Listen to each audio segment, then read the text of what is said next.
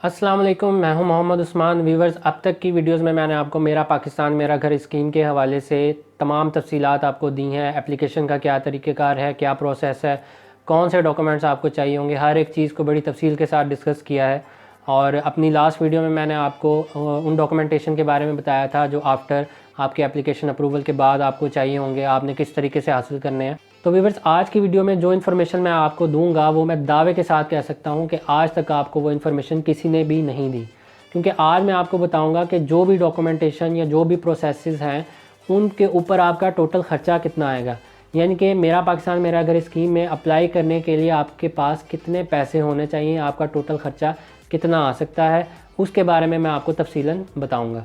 तो इनिशली मैंने आपसे कुछ डॉक्यूमेंट्स के बारे में डिस्कस किया था जो स्टार्ट में अप्लाई करते वक्त आपको चाहिए होते हैं, जिसमें आपकी आईडी कार्ड की कॉपी और आपकी पिक्चर्स वगैरह थी। तो उस पर आपका इतनी कॉस्ट नहीं आएगी, इतना ख़र्च नहीं आएगा। और इसके साथ साथ आपने एप्लीकेशन फॉर्म जमा कराना था और इसके साथ आपने प्रॉपर्टी के डॉक्यूमेंट सबमिट करवाने थे। जो घर आप ख़रीदना चाह रहे हैं या जिस प्लॉट पे आप कंस्ट्रक्शन करना चाह रहे हैं, तो उस प्रॉपर्टी के डॉक्यूमेंट्स में आपको फ़र्द और उसके इंतकाल की कॉपी जो है वो जमा करवानी थी एप्लीकेशन के साथ। तो उसकी कॉस्ट आपको राउंड अबाउट 500 आपको कॉस्ट आएगी। और उसका लेने का तरीक़ेकार ये होगा कि आप पटवारी के पास जाएंगे उस हलके के, और उनसे उस अपने घर की या उस प्लॉट की जो आप ख़रीदना चाह रहे हैं, जिस पर कंस्ट्रक्शन करवाना चाह रहे हैं, उसके लिए आप उनसे कहेंगे कि मुझे फ़र्द निकाल के दे दें और इसके इंतकाल की कॉपी दे दें। तो वो तकरीबन 500 रुपये के करीब पटवारी आपसे फ़ीस लेगा और आपको ये दोनों चीज़ें निकाल के दे देगा। इसके बाद बात करते हैं अक्स शजरा की। इसके बारे में मैंने तफसीलन बताया हुआ है अपनी लास्ट वीडियो में। ये भी आपको पटवारी से ही मिलेगा। उस हलके के पटवारी के पास जाएंगे आप जहाँ पे आपका प्लॉट है या जहाँ पे आप जो घर ख़रीदना चाह रहे हैं वो वाक़या है, उस हलके के पटवारी के पास आप जाएंगे और उससे अक्स शजरा बनवाएंगे। और अक्स शजरा की फ़ीस तकरीबन वो आपसे 500 से 1000 रुपये तक चार्ज करेगा। क्योंकि इसकी तो सरकारी फ़ीस भी होती है, लेकिन आप लोग जानते हैं कि पटवारी कुछ अपनी फ़ीस भी लेता है, एक्स्ट्रा पैसे लेता है। तो तकरीबन आपको 500 से 1000 रुपये में ये अक्स शजरा वो बना के दे देगा। इसके बाद बात करते हैं डिमार्केशन रिपोर्ट की, जिसे हदबंदी रिपोर्ट भी कहते हैं। इसका तरीक़ाकार थोड़ा मुख्तलिफ है। सबसे पहले आप अपने शहर की कचहरी में जाएंगे, वहाँ पे जो स्टाम्प फरोश होते हैं उनके या जो एजेंट्स होते हैं उनके पास आप जाएंगे और उनसे कहेंगे कि मुझे एक दरख्वास्त आप टाइप करके दे दें, एक एप्लीकेशन फॉर डिमार्केशन रिपोर्ट। वो आपको एक एप्लीकेशन टाइप करके दे देंगे। वो एप्लीकेशन आप अपनी रजिस्ट्री ब्रांच में अपने सब रजिस्ट्रार के पास, तहसीलदार के पास लेके जाएंगे। तहसीलदार उसको साइन करेगा। फिर वही दरख्वास्त आप लेके जाएंगे अपने हलके के पटवारी के पास। वो पटवारी उसके ऊपर एक रिपोर्ट लिखेगा और साथ में आपके उस जगह का एक हाथ से सिंपल सा नक्शा बना देगा। तो ये रिपोर्ट जब पटवारी लिख देगा, उस पर साइन कर देगा, वही रिपोर्ट आप दोबारा लेके जाएंगे रजिस्ट्री ब्रांच। वहाँ पे फिर आप इस रिपोर्ट पे तहसीलदार से साइन करवाएंगे, तब जाकर ये रिपोर्ट कंप्लीट होगी। तो इस रिपोर्ट पे टोटल जो आपका ख़र्चा होगा वो तकरीबन 1000 से 1500 रुपये तक का हो सकता है। इसके बाद बारी आती है NEC की, जो कि नॉन एनक्यूम्बरेंस सर्टिफिकेट है। इसके बारे में मैं आपको ऑलरेडी अपनी एक वीडियो में बता चुका हूँ। NEC का तरीक़ाकार भी थोड़ा डिमार्केशन रिपोर्ट से मिलता जुलता है। इसके लिए भी पहले आप अपने शहर की कचहरी में जाएंगे, वहाँ पे आप एजेंट से या स्टाम्प फरोश से NEC यानी कि नॉन एनक्यूम्बरेंस सर्टिफिकेट के लिए अप्लाई करने के लिए कहेंगे। वो आपको एक फ़ॉर्म और एक एप्लीकेशन निकाल के दे देगा। इंग्लिश में होगी ये, और इसके ऊपर आप अपनी डिटेल पुट करेंगे, आप अपनी इन्फॉर्मेशन इसके अंदर लिखेंगे। उसके बाद आप ये फॉर्म और ये एप्लीकेशन पटवारी के पास ले जाएंगे। पटवारी उसके ऊपर एक रिपोर्ट लिखेगा, उसके ऊपर रिपोर्ट करेगा, अपने सिग्नेचर करेगा, और उसके बाद वो रिपोर्ट और वो फॉर्म आप लेके जाएंगे अपने तहसील ऑफिस में। तहसील ऑफिस में एक कानगो ऑफिसर होता है, आप कानगो ऑफिसर के पास जाके पहले वो साइन करवाएंगे। इसके बाद फिर आप उसी रिपोर्ट को लेके जाएंगे रजिस्ट्री ब्रांच में, रजिस्ट्री ब्रांच में जमा करवाएंगे।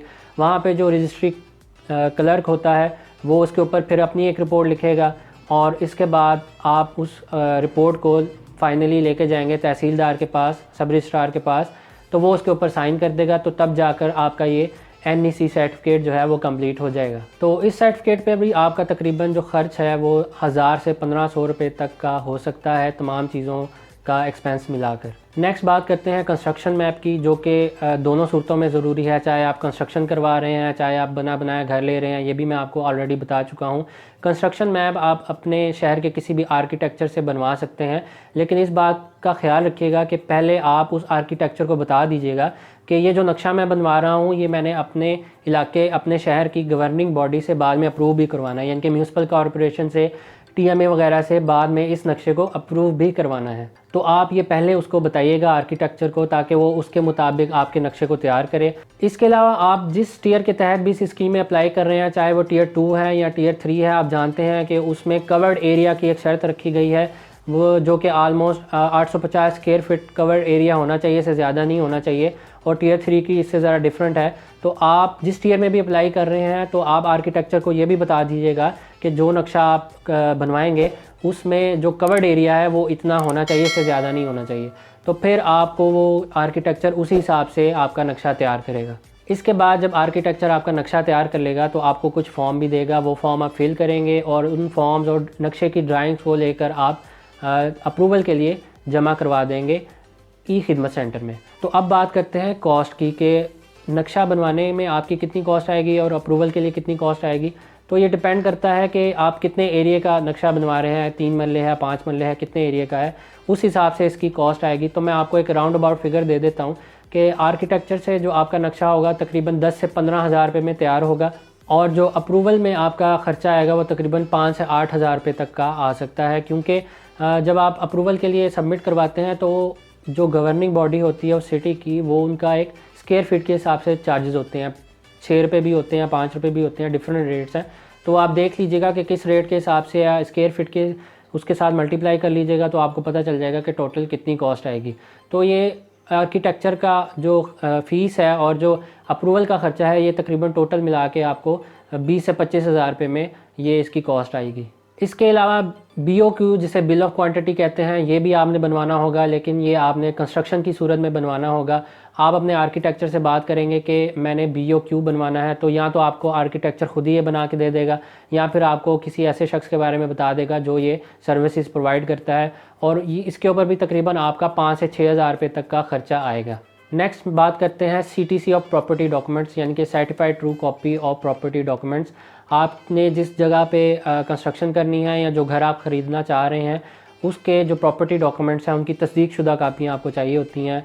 तो उसमें आपकी रजिस्ट्री हो गई, आपका फ़र्द, आपके इंतकाल की कॉपी, ये 3 चीज़ें होंगी, इनकी आपको तस्दीक शुदा कापियाँ चाहिए होंगी। इसके तरीक़ेकार ये है कि आप पहले कचहरी जाएंगे, वहाँ पे आप एजेंट के ज़रिए अप्लाई करेंगे, एप्लीकेशन फ़ॉर्म होगा इसका बाकायदा, और इसकी कुछ गवर्नमेंट फ़ीसेस भी होंगी, वो आप अदा करके अप्लाई करेंगे। फिर इन डॉक्यूमेंट्स को अपने तहसील ऑफिस में सबमिट करवा देंगे, और 2-3 दिन बाद आपको इनकी जो CTC कॉपीज़ हैं या इनके तस्दीक शुदा कापियाँ वो आपको मिल जाएंगी। अब इसके ख़र्चे के बारे में बात करते हैं कि इन तीनों डॉक्यूमेंट्स की CTC के ऊपर आपका कितना ख़र्चा आ सकता है। तकरीबन 1000 से 1500 रुपये तक आपको इन तीनों चीज़ों की तस्दीक शुदा कापियाँ हासिल करने में ख़र्चा आ सकता है। नेक्स्ट बारी आती है फ़र्द रहन की। फ़र्द रहन बेसिकली आप निकलवाते हैं मॉर्गेज के प्रोसेस को स्टार्ट करने के लिए। तो फ़र्द रहन का तरीक़ेकार ये है कि सबसे पहले आप अपने हल्के के पटवारी के पास जाएंगे, उससे कहेंगे कि मुझे एक फ़र्द रहन बना के दे दे। वो आपको एक फ़र्द रहन बना के दे देगा, और उसके बाद वो फ़र्द रहन लेके आप जाएंगे अपने रजिस्ट्री ब्रांच में। रजिस्ट्री ब्रांच में आप उसको सबमिट करवाएंगे, वहाँ पे फिर वो आपको एक कंप्यूटराइज्ड फ़र्द निकाल के देंगे फॉर मॉर्गेज, और वहाँ पे आपकी पिक्चर भी ली जाएगी और आपको एक कंप्यूटराइज्ड फ़र्द रहन निकाल के दे दी जाएगी। ये फ़र्द रहन जब आप मॉर्गेज का प्रोसेस स्टार्ट करेंगे तो उन डॉक्यूमेंट्स के साथ अटैच होगी। इसके ऊपर आपका तकरीबन जो कॉस्ट है वो 500 रुपये के करीब आएगी। इसके बाद मॉर्गेज का प्रोसेस स्टार्ट होता है, तो आपने जिस बैंक के थ्रू भी अप्लाई किया होगा लोन के लिए, उस बैंक का रिप्रेजेंटेटिव आपसे रब्ता करके आपके पास आएगा। फिर आप दोनों कचहरी जाएंगे, वहाँ पे किसी भी एजेंट को हायर करेंगे और मॉर्गेज के डॉक्यूमेंट्स को तैयार करवाएंगे और उसके साथ साथ फ़र्द रहन को अटैच करेंगे। इसके बाद आप जाएंगे तहसील ऑफिस में, रजिस्ट्री ब्रांच में। रजिस्ट्री ब्रांच में आप सब रजिस्ट्रार यानी कि जो तहसीलदार है उसके सामने पेश होंगे, वहाँ पे आपके बयानात होंगे, और उसके बाद आपके मॉर्गेज के डॉक्यूमेंट्स वहाँ पे सबमिट हो जाएंगे, जो कि तकरीबन 15-20 दिन बाद अप्रूवल होने के बाद आपको मिल जाते हैं। तो मॉर्गेज के ऊपर आपकी टोटल कॉस्ट 5 से 6 या 7 हज़ार तक आ सकती है, क्योंकि आपने एजेंट को डॉक्यूमेंटेशन तैयार करवाने के लिए पैसे देने होंगे, और उसके बाद जब आपकी वो कॉपी सबमिट हो जाती है रजिस्ट्री की, मॉर्गेज की, और मॉर्गेज की कॉपी जब 15 दिनों बाद आपको वापस मिलती है, तो आपने वो पटवारी के पास भी दोबारा से जमा करवानी होती है रिकॉर्ड के इंदराज के लिए। तो ज़ाहिर है पटवारी भी उसके ऊपर 500 से 1000 रुपये आपसे मज़ीद पैसे लेगा उस रिकॉर्ड के इंदराज के लिए। और उसके बाद जो जगह या जो घर आपका मॉर्गेज हो गया है उसकी आपको फ़र्द भी निकलवानी होगी, और आपने इंतकाल भी उसका निकलवाना होगा, तो वो भी आप पटवारी से जाके निकलवाएंगे। तो इसके भी आपके तकरीबन जो ख़र्चा आएगा वो 1000 से 1500 रुपये तक का इन चीज़ों के ऊपर एक्सपेंस होगा। तो ये वो सारे एक्सपेंसेस थे जो मैंने डॉक्यूमेंटेशन के हवाले से आपको बताए हैं, जो आपने ख़ुद तैयार करवाने हैं। अब बात करते हैं बैंक के चार्जेस के हवाले से। तो बैंक के अपने कुछ प्रोसेसिंग चार्जेस होते हैं लोन को प्रोसेस करने के लिए, जो कि 10,000 के अंदर होते हैं। डिफरेंट बैंक्स डिफरेंट चार्ज कर रहे हैं, तो मैं एक राउंड फिगर आपको बता देता हूँ कि 10,000 के अंदर वो चार्जेस होंगे। इसके अलावा बैंक आपकी इनकम एस्टिमेशन करता है, कुछ लीगल रिपोर्ट्स तैयार होती हैं, कुछ वैल्यूएशंस होती हैं, इनके बारे में मैंने आपको ऑलरेडी बताया है।